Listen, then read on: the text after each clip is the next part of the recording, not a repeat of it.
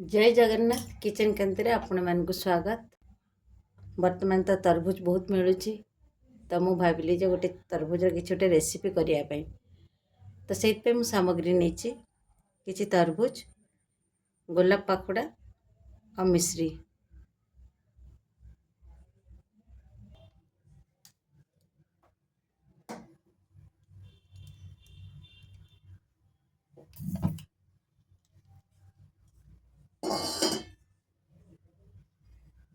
प्रथम आम गोटे कप पानी रे गोलाप पाखुड़ा गुड़ी को गरम करदबा।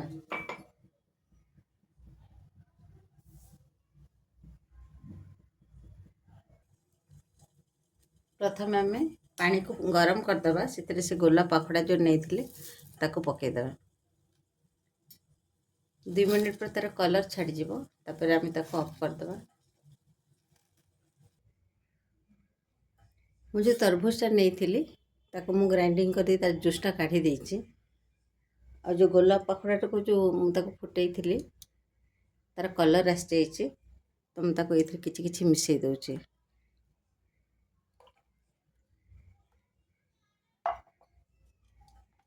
और टिके चाट मसला देदबा।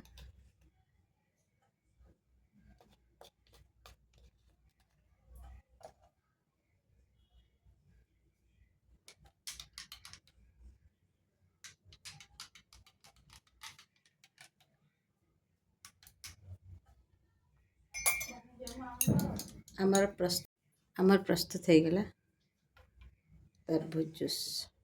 आमर प्रस्तुत है तरबूजर शरबत।